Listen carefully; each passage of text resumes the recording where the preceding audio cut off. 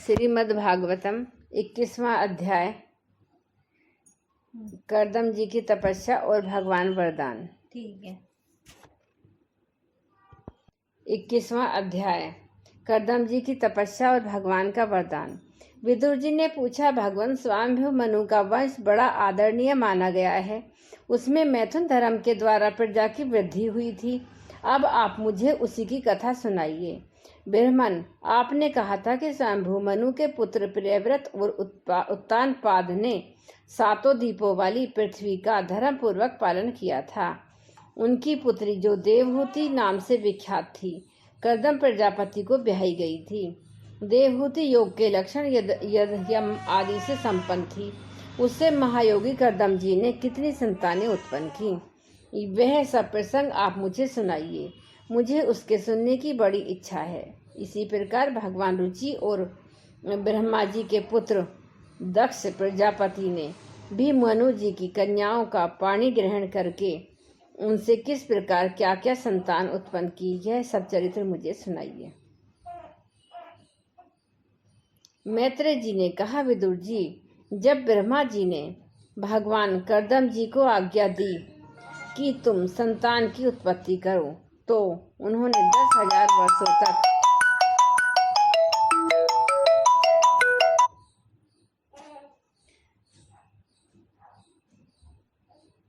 सरस्वती नदी के तीर पर तपस्या की। वे एकाग्रचित्त से प्रेम पूर्वक पूजनों उपचार द्वारा शरणागत वरदायक श्री हरि की आराधना करने लगे। तब सतयुग के आरंभ में कमल नयन भगवान श्री हरि ने उनकी तपस्या से प्रसन्न होकर उन्हें अपने शब्द ब्रह्म में स्वरूप से मूर्तिमान होकर दर्शन दिए। भगवान की वह भव्य मूर्ति सूर्य के समान तेजोमयी थी। वे गले में श्वेत कमल और कुमुद के फूलों की माला धारण किए हुए थे। मुख कमल नीली और चिकनी अलकावली से सुशोभित था। वे निर्मल वस्त्र धारण किए हुए थे। सिर पर झिलमिलाता हुआ सुवर्ण में मुकुट, कानों में जगमगाते हुए कुंडल और कर कमलों में शंख चक्र गदा आदि आयुध विराजमान थे। उनके एक हाथ में क्रीड़ा के लिए श्वेत कमल सुशोभित था। प्रभु की मधुर मुस्कान भरी चितवन चित्त को चुराए लेती थी। उनके चरण कमल गरुड़ जी के कंधों पर विराजमान थे और वक्ष स्थल में श्री लक्ष्मी जी और कंठ में कौस्तुभमणि सुशोभित थी। प्रभु की इस स्थिति मनोहर मूर्ति का दर्शन करके कर्दम जी को बड़ा हर्ष हुआ। उन्होंने उनकी सभी कामनाएं पूर्ण हो गईं। उन्होंने स आनंद हृदय से पृथ्वी पर सिर देकर भगवान को साष्टांग प्रणाम किया और प्रेम प्रवण चित्त से हाथ जोड़कर स्वमधुर वाणी में वे उनकी स्तुति करने लगे। कर्दम जी ने कहा, स्तुति करने योग्य परमेश्वर, आप संपूर्ण सत्वगुण के आधार हैं। योगीजन उत्तरोत्तर शुभ योनियों में जन्म लेकर अंत में योगस्थ होने पर आपके दर्शनों की इच्छा करते हैं। आज आपकी वह दर्शन पाकर हमें नेत्रों का फल मिल गया। आपके चरण कमल भवसागर से पार जाने के लिए जहाज, जिनकी बुद्धि आपकी माया से मारी गई है, वे ही उन तुच्छ क्षणिक विषय सुखों के लिए जो नरक में भी मिल सकते हैं, उन चरणों का आश्रय लेते हैं। किंतु स्वामिन, आप तो उन्हें वे विषय भोग भी दे देते हैं। प्रभु, आप कल्प वृक्ष हैं। आपके चरण समस्त मनोरथों को पूर्ण करने वाले हैं। मेरा हृदय काम कलुषित है। मैं भी अपने अनुरूप स्वभाव वाली और गृहस्थ धर्म के पालन में सहायक शीलवती कन्या से विवाह करने के लिए आपके चरण कमलों की शरण में आया हूँ।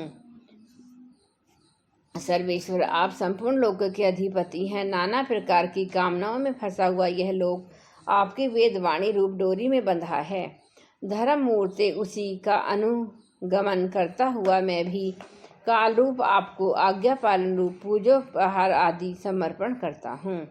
प्रभु, आपके भक्त विशाल शक्ति लोगों और उन्हीं के मार्ग का अनुसरण करने वाले मुझे जैसे कर्म जड़ पशुओं को कुछ भी न गिनकर आपके चरणों की छत्र छाया का ही आश्रय लेते हैं तथा परस्पर आपके गुणगान रूप मादक सुधा का ही पान करके अपने सुधा पिपासा आदि देह धर्मों को शांत करते हैं। प्रभु, यह कालचक्र बड़ा प्रबल है, साक्षात ब्रह्म ही इसके घूमने की धुरी है और अधिक मास सहित 13 महीने अरे हैं, 360 दिन जोड़ हैं और 6 ऋतुएं नेमी हाल हैं, अनंत क्षण पल आदि इसमें पत्राकार धाराएं हैं, 3 चातुर्मास्य इसकी आधारभूति नाभि हैं। यह अत्यंत वेगमान संवत्सर रूप काल चक्र चराचर जगत की आयु का छेदन करता हुआ घूमता रहता है। आपके भक्तों की आयु का ह्रास नहीं कर सकता। भगवान जिस प्रकार मकड़ी स्वयं ही जाल को फैलाती है, उसकी रक्षा करती है और अंत में उसे निगल जाती है, उसी प्रकार आप अकेले ही जगत की रचना करने के लिए अपने से अभिन्न अपनी योग माया को स्वीकार कर उससे अभिव्यक्त हुई अपनी सत्यवादी शक्तियों द्वारा स्वयं ही इस जगत की रचना, पालन और संहार करते हैं। प्रभु, इस समय आपने हमें अपनी तुलसी माला मंडित माया से परिच्छिन्न सी दिखाई देने वाली सुगुण मूर्ति से दर्शन दिया है। आप हम भक्तों को जो शब्द आदि विषय सुख प्रदान करते हैं, वे मायिक होने के कारण यद्यपि आपको पसंद नहीं हैं, तथापि परिणाम में हमारा शुभ करने के लिए वे हमें प्राप्त हों। नाथ, आप सब रूप से ही निष्क्रिय होने पर माया के द्वारा सारे संसार का व्यवहार चलाने वाले हैं तथा थोड़ी सी उपासना करने वाले पर भी समस्त अभिलेषित वस्तुओं की वर्षा करते हैं। आपके चरण कमल वंदनीय हैं, मैं आपको बार बार नमस्कार करता हूँ। मैत्रेय जी कहते हैं, भगवान की भौएं प्रणय मुस्कान भरी चितवन से चंचल हो रही थी। वे गरुड़ जी के कंधे पर विराजमान थे। जब करदम जी ने इस प्रकार निष्कपट भाव से उनकी स्तुति की, तब वे उनसे अमृतमयी वाणी में कहने लगे। श्री भगवान ने कहा, जिसके लिए तुमने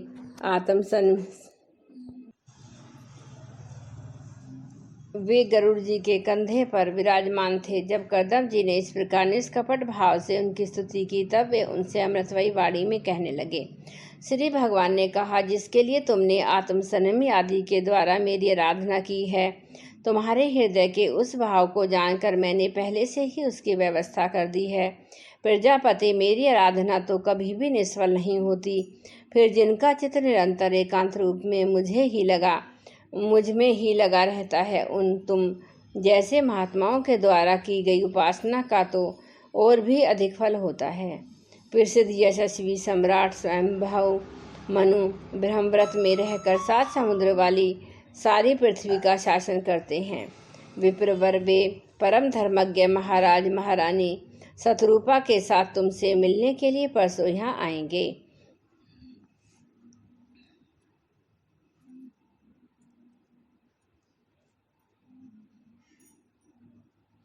उनकी एक रूप यौवनशील और गुणों से संपन्न श्यामलोचन कन्या इस समय विवाह के योग्य है। प्रजापति, तुम सर्वथा उसके योग्य हो, इसलिए वे तुम्ही को वह कन्या अर्पण करेंगे। ब्रह्मन, गत अनेकों वर्षों से तुम्हारा चित्त जैसी भार्या के लिए समाहित रहा, अब शीघ्र ही वह राजकन्या तुम्हारी वैसी ही पत्नी होकर यथेष्ट सेवा करेगी। वह तुम्हारा अपने गर्भ में धारण करके उससे 9 कन्याएं उत्पन्न करेगी और फिर तुम्हारा उन कन्याओं से लोक रीति के अनुसार मरीचि और ऋषिगण पुत्र उत्पन्न करेंगे। तुम भी मेरी आज्ञा का अच्छी तरह पालन करने से शुद्ध चित्त हो, फिर उन अपने सब कर्मों का फल मुझे अर्पण कर मुझको ही प्राप्त होगे। जीवों पर दया करते हुए तुम आत्मज्ञान प्राप्त करोगे और फिर सबको अभयदान दे अपने सहित संपूर्ण जगत को मुझ में और मुझको अपने में चित्त स्थित देखोगे। महामुने, मैं भी अपने अंश काल रूप से तुम्हारी पत्नी देवहूति के गर्भ में अवतीर्ण होकर सांख्य शास्त्र की रचना करूँगा। श्री मैत्रेय जी कहते हैं, विदुर जी, करदम ऋषि से इस प्रकार संभाषण करके इंद्रियों के अंतर्मुख होने पर प्रकट होने वाले श्री हरि सरस्वती नदी से घिरे हुए बिंदुसार तीर्थ से अपने लोक को चले गए। भगवान के सिद्ध मार्ग की सभी सिद्धेश्वर प्रशंसा करते हैं। वे करदम जी के देखते देखते अपने लोगों को सिधार गए। उस समय गरुड़ जी के पक्षों से जो आपकी आधारभूत ऋचाएँ निकली रही थी उन्हें वे सुनते जाते। विदुर जी श्री हरि के चले जाने पर भगवान करदम जी उनके बताए हुए समय की प्रतीक्षा करते हुए बिंदु सरोवर पर ही ठहरे रहे। वीरवर इधर मनु जी भी महारानी शत्रुपा के साथ स्वर्ण जटित रथ पर सवार होकर उस पर अपनी कन्याओं को भी बैठाकर पृथ्वी पर विचरते हुए जो दिन भगवान ने बताया था उसी दिन शांति परायण महर्षि करदम के उस आश्रम पहुँचे। सरस्वती के जल से भरा हुआ वह बिंदु सरोवर वह स्थान है जहाँ अपने शरणागत भक्त करदम के प्रति उत्पन्न हुई अत्यंत करुणा के वशीभूत हुए भगवान के नेत्रों से आंसुओं की बूंदें गिरी। वह तीर्थ बड़ा पवित्र है। इसका जल कल्याणमय और अमृतमय के समान मधुर है तथा महर्षिगण सदा इसका सेवन करते हैं। उस समय बिंदु सरोवर पवित्र वृक्ष लताओं से घिरा हुआ था जिनमें तरह तरह की बोली बोलने वाले पवित्र मृग और पक्षी रहते थे। वह स्थान सभी ऋतुओं के फल और फूलों से संपन्न था और सुंदर वन श्रेणी भी इसकी शोभा बढ़ाती थी। वहाँ झुंड के झुंड मतवाले पक्षी चहक रहे थे, मतवाले भोरे मंडरा रहे थे। उन्मत्त मयूर अपने पिछ फैला फैला कर नट की भांति नृत्य कर रहे थे और मतवाले कोकिल कुहू कुहू करके मानो एक दूसरे को बुला रहे थे। आश्रम कंदप, चंपक, अशोक, कर्ज, बकुल और असंख्य कुंद, मंदार, कुटुज और नए नए आम के वृक्षों से अलंकृत था। वहाँ जलकाग, बत्तख आदि जल पर तैरने वाले पक्षी, हंस, कुकुर, जलमुर्ग, सारस, चकवा और चकोर मधुर स्वर से कलरव कर रहे थे। हरिण, सुअर, शाही, नीलगाय, हाथी, लंगूर, सिंह, वानर, नेवले, कस्तूरी मृग आदि पशुओं से भी वह आश्रम घिरा हुआ था। आदिराज महाराज मनु ने उस उत्तम तीर्थ में कन्या के सहित पहुंचकर देखा कि मुनिवर करदम अग्निहोत्र से निवृत्त होकर बैठे हुए हैं। बहुत दिनों तक उग्र तपस्या होने के कारण वे शरीर से बड़े तेजस्वी दिख पड़ते थे तथा भगवान के स्नेहपूर्ण चितवन के दर्शन और उनके उच्चारण किए हुए कर्णमृत रूप सुमधुर वचनों को सुनने से इतना दिनों तक तपस्या करने पर भी वे विशेष दुर्बल नहीं जान पड़ते थे। उनका शरीर लंबा था, नेत्र कदम दल के समान विशाल और मनोहर थे। सिर पर जटाएं सुशोभित थीं और कमर में चीर वस्त्र थे।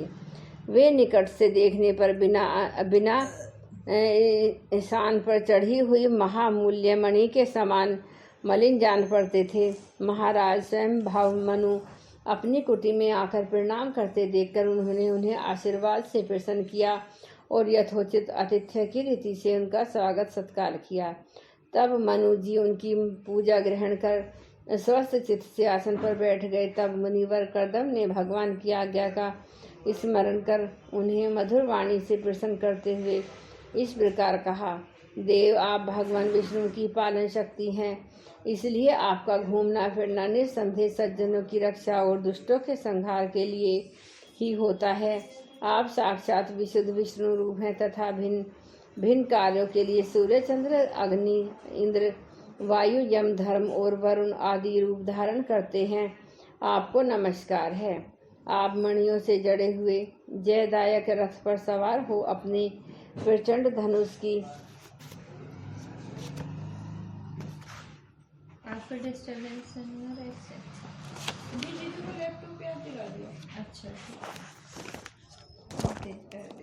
टंकार करते हुए उस रथ की घरघराहट से ही पापियों को भयभीत कर देते हैं और अपनी सेना के चरणों से रोंदे हुए भूमंडल कपाते अपनी उस विशाल सेना को साथ लेकर पृथ्वी पर सूर्य के समान विचरते हैं। यदि आप ऐसा न करें तो चोर डाकू भगवान की बनाई हुई वर्ण आश्रम धर्म की मर्यादा को तत्काल नष्ट कर दें तथा विषय लोलुप निरंकुश मानवों द्वारा सर्वत्र अधर्म फैल जाए। यदि आप संसार की ओर से निश्चिंत हो जाएं तो यह लोग दुराचारियों के पंजे में पड़कर नष्ट हो जाए। तो भी वीरवर मैं आपसे पूछता हूँ कि इस समय यहाँ आपका आगमन किस प्रयोजन से हुआ? मेरे लिए जो आज्ञा होगी उसे मैं निष्कपट भाव से सहज स्वीकार करूँगा। जय गुरुदेव, जय गायत्री।